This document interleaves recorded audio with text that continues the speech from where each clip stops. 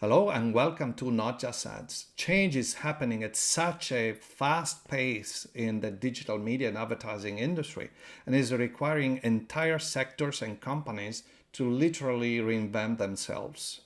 On a personal level, I often talk about topics like widening perspectives, understanding other points of view in the industry, and fighting that monoculture that is keeping us glued to the tracks of old ad tech business models. The big question is, though, how can we and our companies adapt?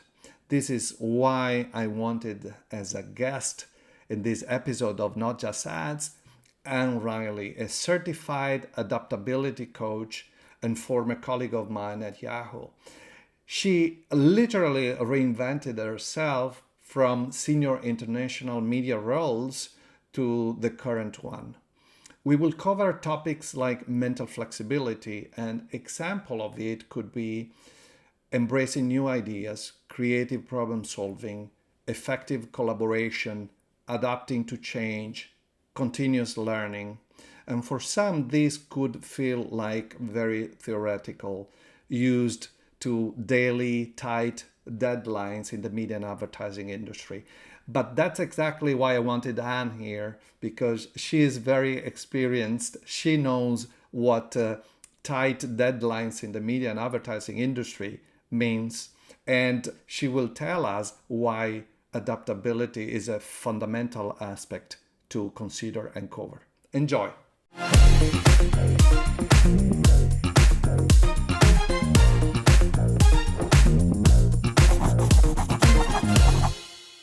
Hi, Anne. It's Hey, a real Alessandro. pleasure to have you here at Not Just Ads. Your career, you are a source of constant inspiration for me. You have reinvented yourself. What can you tell us about it?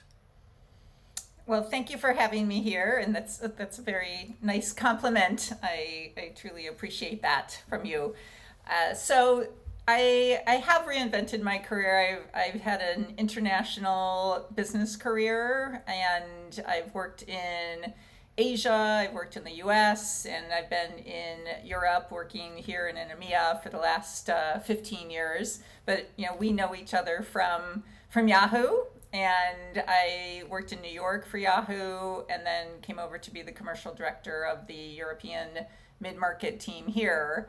And then I actually did pivot out of the media business, which is still a love for me, but I went into the innovation and disruption space because I was fascinated by the emerging technology that was starting to gain prominence, and I really wanted to understand better how technology was disrupting business and how people lead through that, how they innovate at their companies, how they disrupted their companies, and I think it's even more relevant today. And then down to the personal team level, how do people adapt to those changes that are happening in technology, but in other changes as well at organizations. So that's been my reinventions along the way. And as I mentioned earlier, it's very relevant to the media and advertising industry. So the adaptability framework, tell us more about it. Sure. So the adaptability framework was developed by AQAI, and it's a scientific framework which incorporates three different pillars. So it measures abilities, so skills like your grit, your resilience, your mental flexibility, your mindset, and also the ability to unlearn. The second pillar is around character. So, are you more introvert or extrovert? Do you play to protect? Do you play to win? Are you detailed or big picture oriented? Things like that. So, more about your personality style, particularly in times of stress, which is often what happens during change.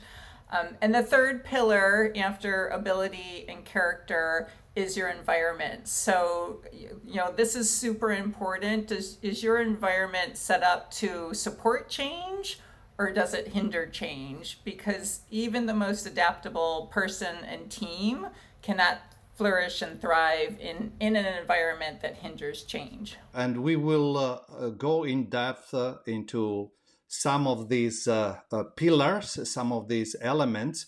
But just to translate the theory into practice, this is a framework that you help companies to implement. How does it work? Sure. So we first, really understand what a company's goals are. So maybe they're going through a merger, maybe they're trying to reinvent themselves, maybe they're creating a culture of innovation. So what are those goals, and their financial goals as well. And then we take the team through an assessment so that they can self-assess where they are in terms of their level of adaptability. And I should probably just define really adaptability. So it's how do you navigate and cope with uncertainty, which there's a lot of in the world today. How do you manage new information? How do you handle change circumstances? So, we're going through that faster and faster all the time. So having this skill set to manage uncertainty and adapt to change is really going to help you in your career, but also help your company, on a team level, on an organizational level. So after really understanding, the goals of the organization or the team, then we also look at what are the changes going on, at the organization. It might be internal, external, industry-wide, things like that, or worldwide. COVID, climate change, things like that affect, the privacy sandbox. Privacy, yep, good example. And then we really, apply the dimensions, the adaptability dimensions to the goals. So, we want to help you be more adaptable to all these changes so that you can be more productive, you can be higher performing, and you can also have strong well-being, because that's a big factor today. Change brings stress. And so how do we manage that better so it's actually exciting to go through these changes and not draining you to, a point where is unhealthy? We have mixed, brought together media, digital advertising, monetization, and adaptability into a program. We'll give later information on how to contact us for further information. And one thing that I wanted to focus on for this episode of the podcast is mental flexibility. We wanted to focus on something specific, and I think mental flexibility covers a lot of the aspects that the industry is going through in the day-to-day, in the short, medium, and long term. Mental flexibility includes, and I'm reading from what you provided me, but then I'll ask you to go more into detail: embracing new ideas, creative problem solving, effective collaboration, adapting to change, continuous learning, and people management. What can you tell us more about mental flexibility? Sure. So mental flexibility in terms of adaptability is really intentionally seeking out opposing points of view, new ideas, being able to handle conflicting tasks, and doing it in a way that is energizing and not draining to you. And I think that's also very important. So how do you go and find, search for new ideas, search for opinions that conflict and challenge your existing point of view or your existing way of doing things, all in the purpose of expanding your mind, expanding your mentality about finding new ways to do work, to produce, to perform, So it is, the output or the application are, that list that you just mentioned. And it's very valuable, these days because there's so much new technologies, new processes, and things that are changing, in the industry. And I'd actually like to ask you, as we talk about mental flexibility, if you could tell me about, what are the big changes that you see going on in the industry, and then we can talk about, how mental flexibility can be applied to, those changes. Sure, and probably I was smiling because probably it would be quicker to say what is not changing in the Right. industry, in the media and Yeah. advertising Yeah. industry. There is one thing that I have that is very relevant today that I've been talking about for a few years now, and it's the process of reinventing. Like, for Mm-hmm. example, you are an ad tech company, and there have been privacy changes, so regulatory changes, there have been technology and policy changes with Apple, with Google, etc. And there is the need of invent new ways for advertising to reach the consumer while providing self-sustainability to all the players involved. So I am an ad tech. Let's play a little game. I am an ad tech company. I need to rethink the future. Mm-hmm. What would you advise me to work on? Sure. So I think, one of the challenges that we have at work, and I've experienced this, is that you have a heavy workload and you have enough work to do going through the day. But I think really the first step is building some awareness about the disruption going on around you.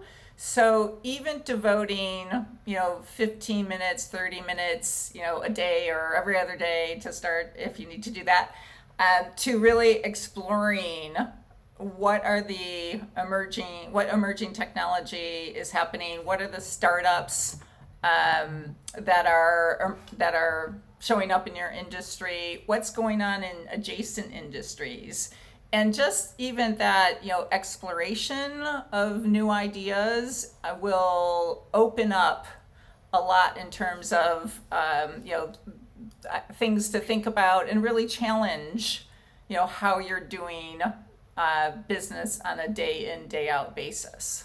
Changing subject, media owners, how can they unlearn Hmm. to suffer, to struggle? How can they change the mindset? How can they become leaders and not followers? And I'm not blaming necessarily them, but it's been very tough in the last few years. Yeah. How can they unlearn and then Yeah. relearn Yeah. how to push their strategies forward? Couple different dimensions in there: unlearn and mindset, and it is, it Have I is a messed it challenge. up? Have No, I messed no, it? not at all. They are connected. They're certainly connected, the dimensions.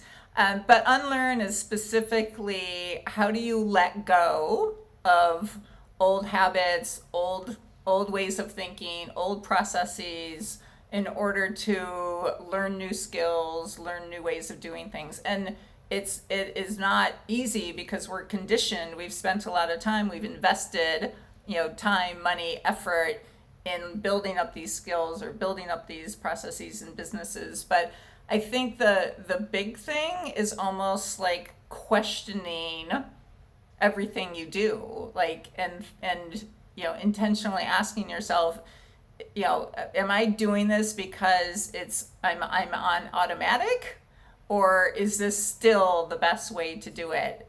Do I have the right skills? Or do I need to develop some new skills? So it's really doing that, pre-mortem on every project, and really questioning, is this the right way to do it, and what do I need to let go of? I think everybody has, a process for doing certain things, but we really do need to stop and let go, and so that we can grow with these new skills. I absolutely agree. And autopilot is one of the big issues in the industry, and I think also across categories. But Right. let's keep playing the game. So let's say you are pitching me the adaptability framework. You're talking to me about mental flexibility. You tell me what you just told me, but I am under pressure. I have overworked Yeah. employees, a lot of deadlines. Yep. How do I find what is the right approach to say stop a minute, Sure. take a step back, take a deep breath, and Yep. restart. Yep. Well, I would ask you if you are gonna if you continue on your current path, is that going to lead to success? And 45% of CEOs right now think that if they stay on if their company stays on their current path, then their business won't be viable in 10 years.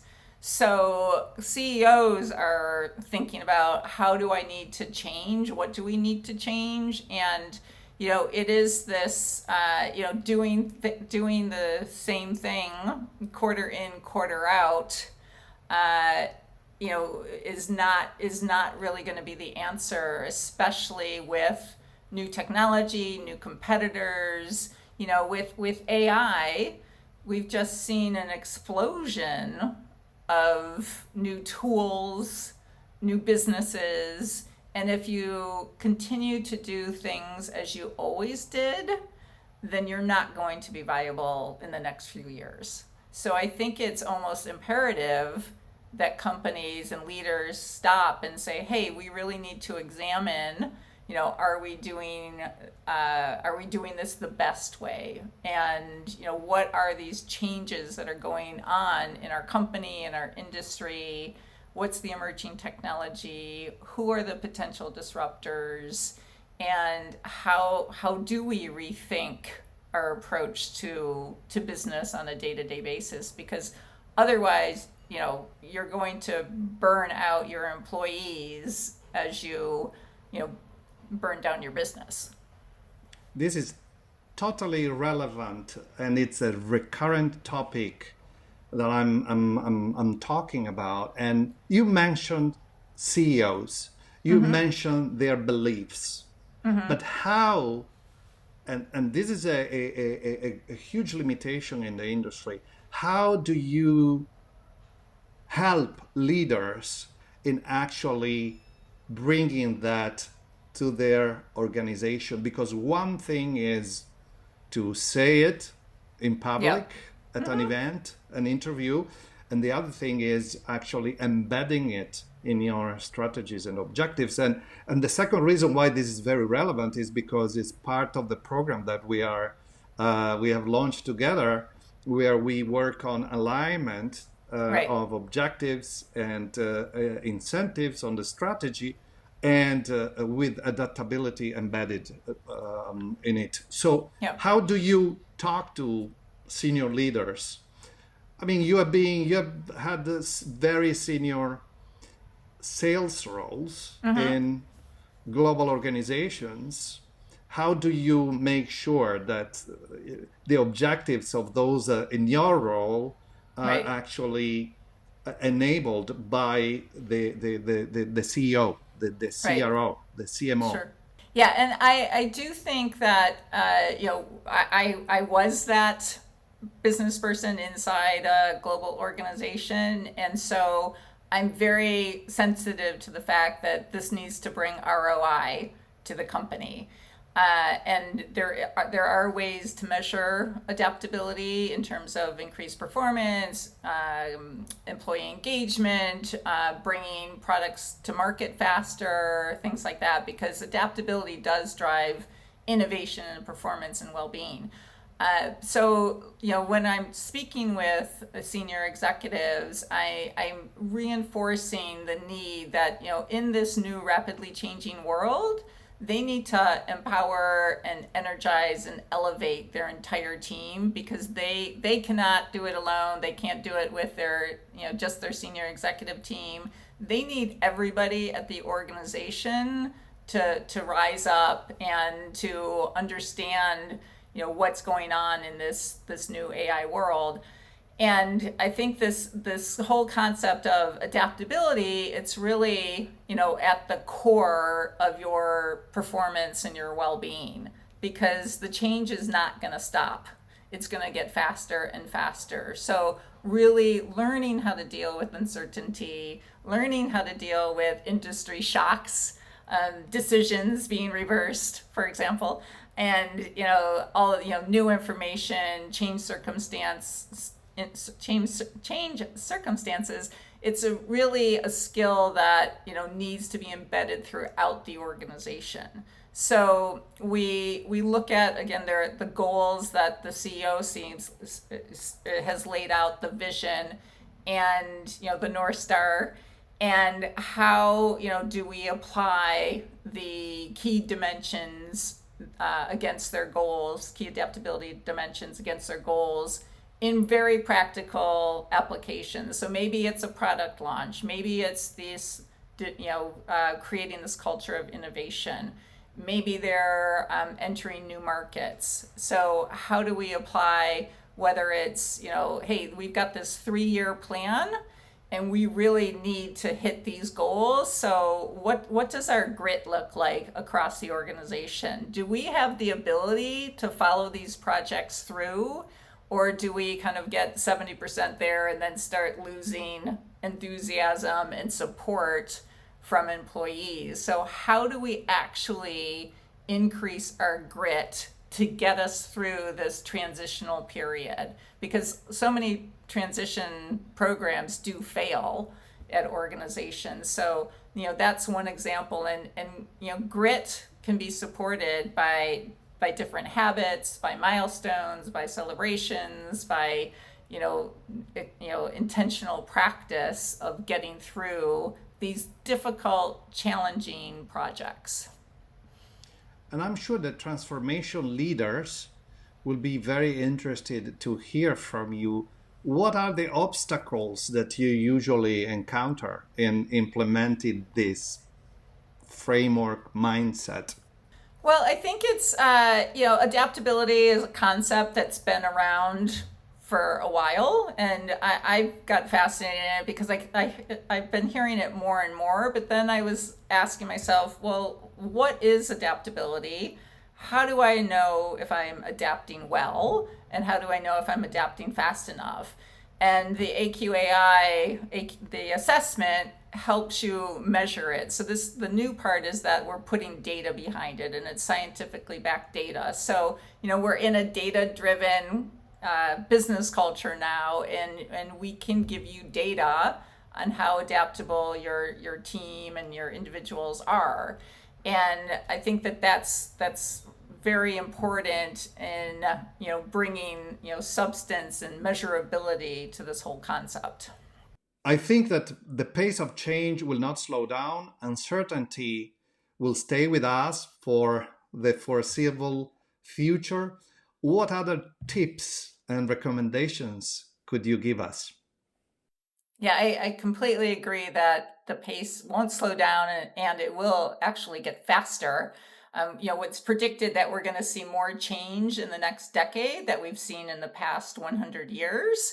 So we better all gear up. And I really do think it's the responsibility of leaders to put change on their agenda. So, their offsites, their team meetings, we all need to be talking about change, and good leaders will be really highlighting this and helping their team put this into context of what are the impactful immediate changes, what are the medium changes, long term, and then how do you manage these changes, and really putting in programs like AQAI and the North Star in order to help people navigate it, because it's not only going to help them deliver performance and productivity, but it's also going to deliver well-being to the organization. So, we really need to have this conversation ongoing about what's changing, because the changes are coming at us, all day long, and new ones will happen, from unexpected sources as well. And I couldn't agree more. And that's exactly the reason why you have been here with us today. Thank you very much, Anne. I will put in the notes of the video the contact details to talk more either directly with you about the adaptability framework, or you and I as a team for a Star and Adaptability program that will bring together a strategic alignment of objectives, incentives, and adaptability. Thank you very much, Anne, and Thank you see so you much. soon, hopefully Yes. next time in Barcelona. I hope so. Thank you for the opportunity to chat today.